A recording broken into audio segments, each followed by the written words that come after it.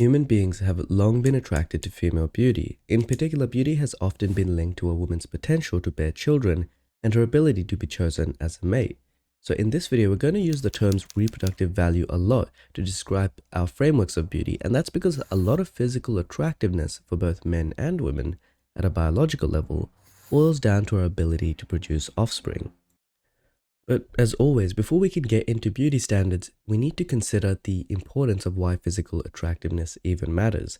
Social theorists such as Devendra Singh, in his paper Mating Strategies of Young Women, the Role of Physical Attractiveness, have shown that attractive people are seen as possessing many positive qualities and are more likely to be popular with the opposite sex, or they have better social skills and experience less loneliness and social anxiety than those who are less attractive.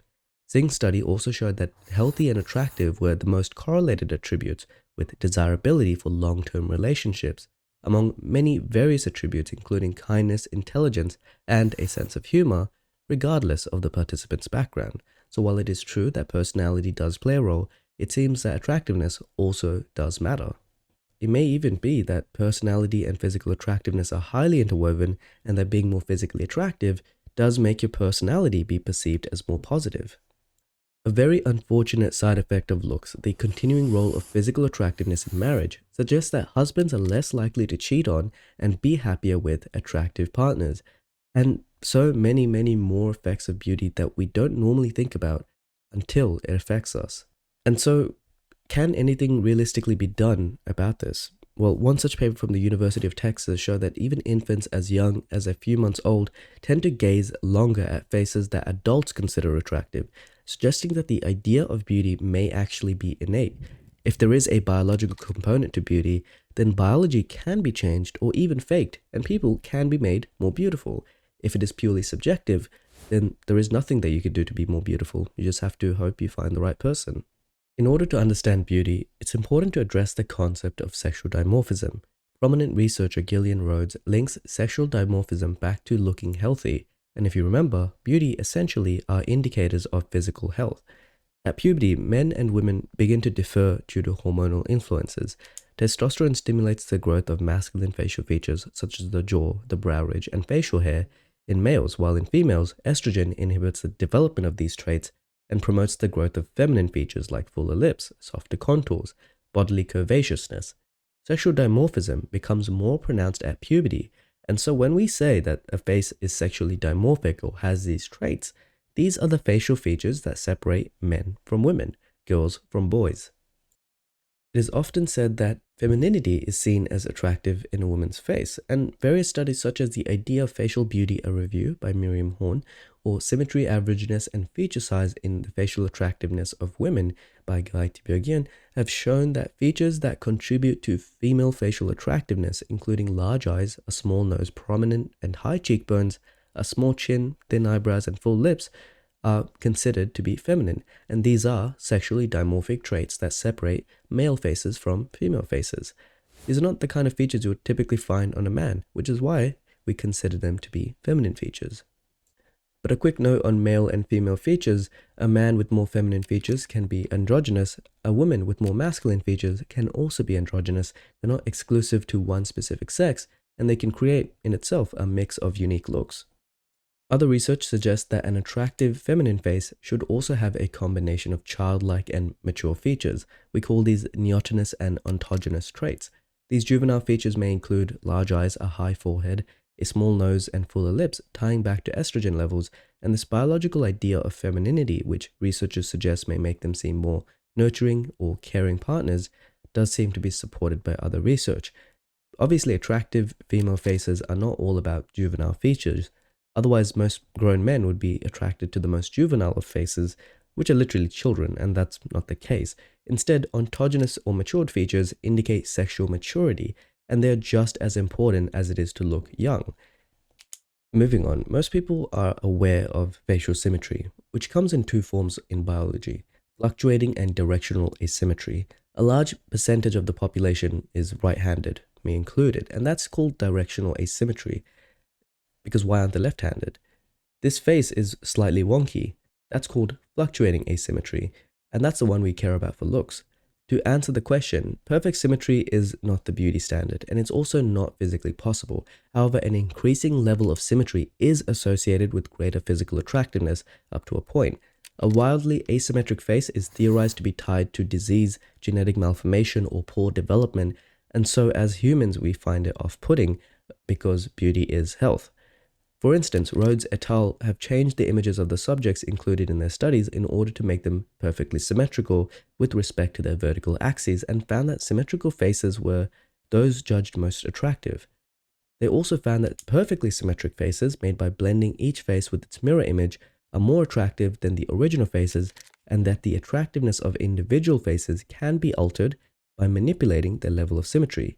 Significant correlations between facial symmetry and attractiveness have also been reported in several other studies, including Grammer and Thornhill, Jones and Hill, for some ethnic groups, and it's seen to be pretty consistent across most people worldwide. However, even if symmetry still represents an indicator of facial attractiveness, it would not be the main determinant factor.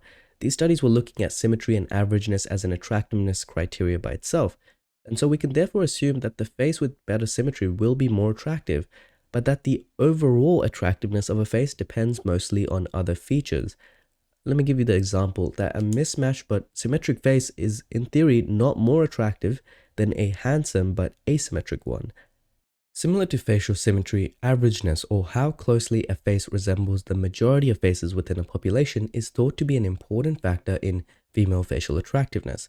In the past, it was widely believed that averageness was the primary factor that made a face attractive, and this view has been supported by more recent research using digital technology.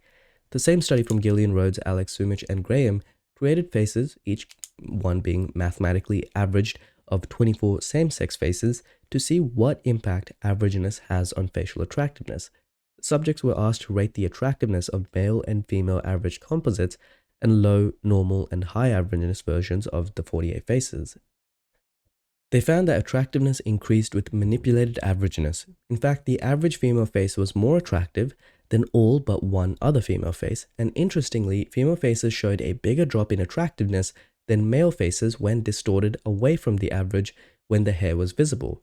In Rhodes, Sumich, and Graham's study, overall averageness, symmetry, and expression accounted for the 71% of the variance in the attractiveness ratings, which is similar to going from average to above average when it comes to your own personal beauty. This seems to indicate that the closer a face is to the average, the more attractive it is perceived to be. But what is the average? The average of a population or race is obviously different, and so one way to measure that is through anthropometry, or the study of human measurements. If the average for, say, Black African Americans is 30 millimeters here, and you measure to be 29 millimeters, then safe to say you're within an acceptable range. Because we're comparing apples to apples, these group-specific measurements help doctors and dentists decide when it's worth treating a person's face for cosmetic reasons or for trauma reasons. Oftentimes, the most attractive facial features are the ones that you're closest to average for in a group. From an evolutionary perspective, averageness is associated with good physical condition or heterozygosity, and may indicate reproductive value in terms of increased disease resistance or developmental stability. Therefore, an average symmetrical face may serve as a subconscious health indicator. A face with a tumor or a malformation is not only asymmetric, but is also not typical of the average population, and that's why these two features are so important for beauty.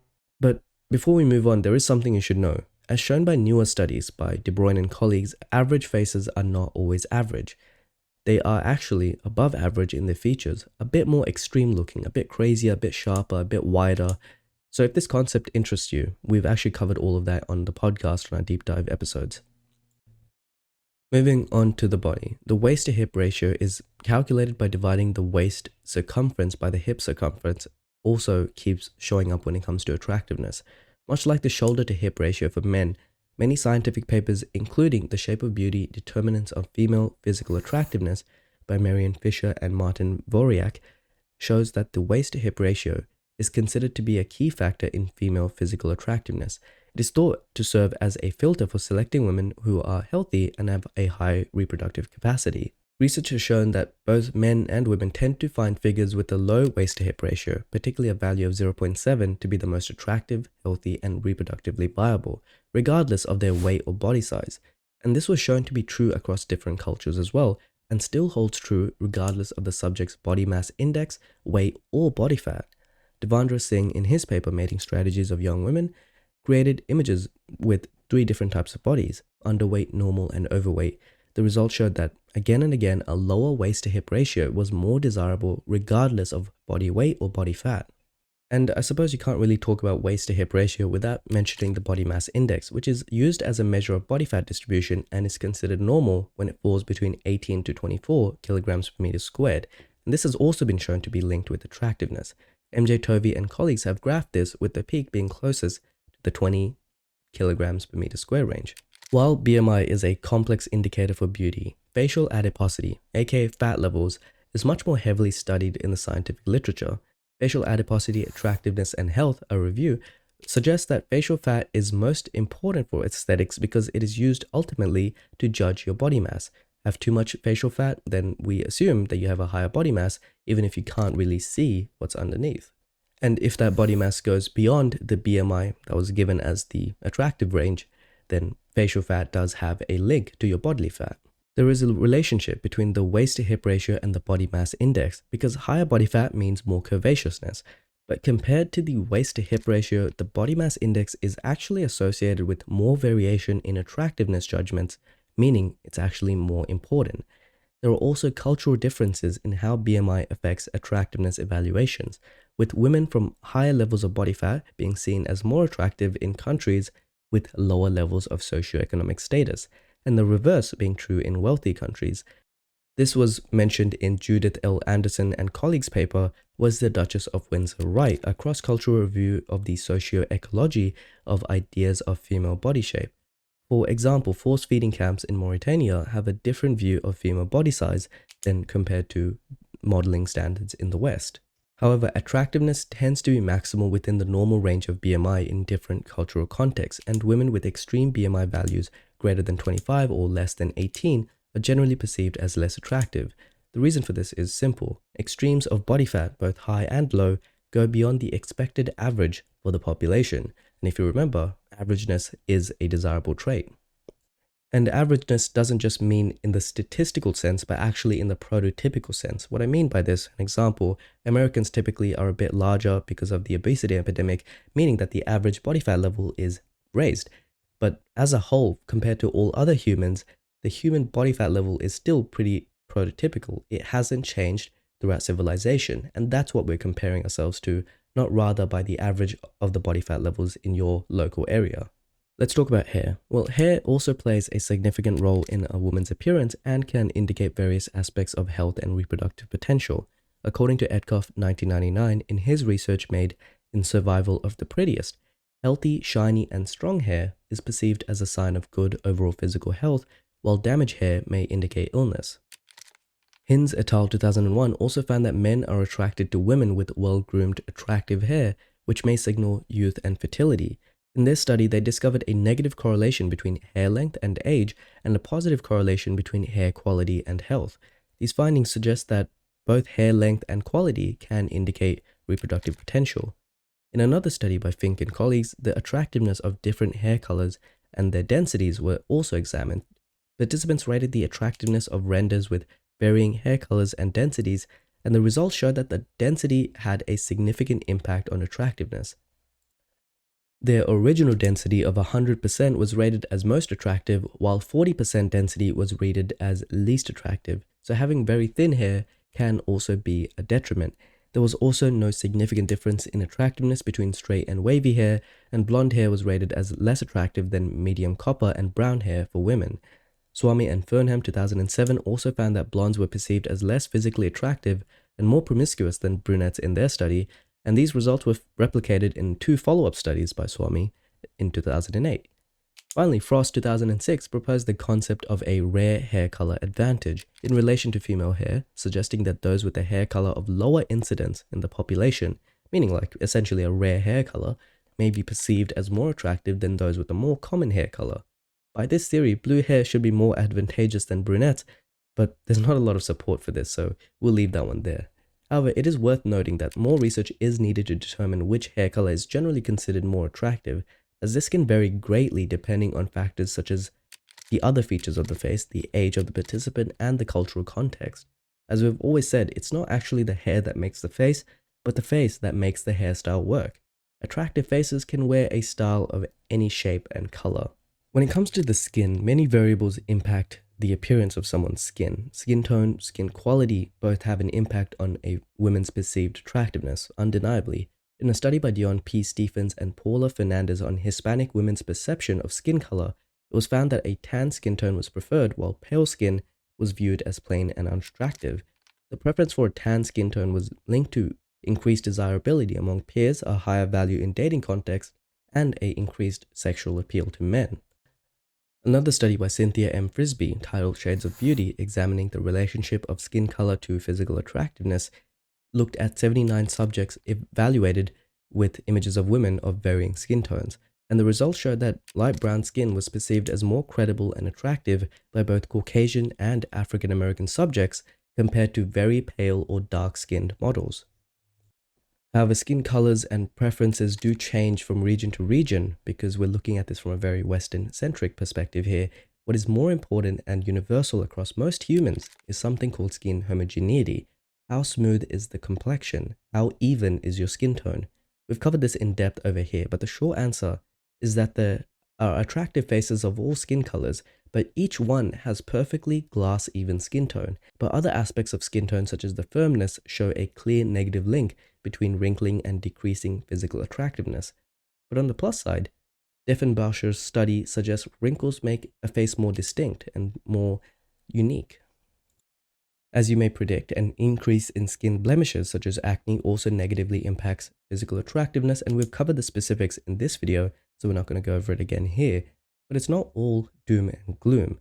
Beauty in Later Life by Laura Clark proposes that older women of, say, 61 to 92 are aware of these beauty standards we covered in this video, and even agree with some of them, such as youthfulness and thinness, but disagree with the level of extreme modern beauty standards have taken this to. Being ultra-thin or ultra-juvenile and wrinkle-free, some of the older women see the wrinkles as negatives, while others see it as a badge of honor. This suggests that you can accept beauty standards as being true and existing, instead of saying that they don't exist at all, but you can also care less and less with age, as it realistically matters to you less and less. Perhaps after 50 years of being in a stable marriage, achieving your lifelong goals, or being emotionally fulfilled, you don't really care about beauty standards anymore. But that's not to say that somebody younger, who is just beginning their professional life, shouldn't care about beauty standards. They're just two different points of a very real goal. So the way I see beauty standards for both men and women, do not care about looking your best while you still have the opportunity to do so is like a rich retiree telling a young man that money doesn't matter. Sure, it might not matter when you're 70, but you realistically still need to pay your bills now. So what can you do about it? Well, there's a lot you can do, but it's all very specific to each person's face. Some general trends, and this is going to be quite surface level advice here because, like I said, it has to be specific to the face. Having a normal body weight and body fat seems to be one of the most important factors of bodily and facial attractiveness, as excess body fat can drastically change facial and bodily proportions. Body fat is so important because it affects so many other beauty standards, such as having too much facial fat throwing off the distribution of your nose and eyes, or the proportion of the midface. These are simple factors that we covered in this video with visual analysis to explain how different your face looks when you're fat. This is probably the biggest and most important change to follow because most people do have shapely proportions, but it is just simply hidden under fat. If you still have baby fat even after being at a lean point, then no amount of leanness will change that for you until you reach your womanly face around 23 to 25, and it's best to focus elsewhere to that point. We have an upcoming video on buccal fat which explains exactly what I mean by this. From the studies, it would seem that accentuating feminine facial features such as round eyes, thin eyebrows, full lips, a smaller nose, skin smoothness, projected features to increase female facial attractiveness when looking at it through the heteronormative male gaze, which is not surprising to most women.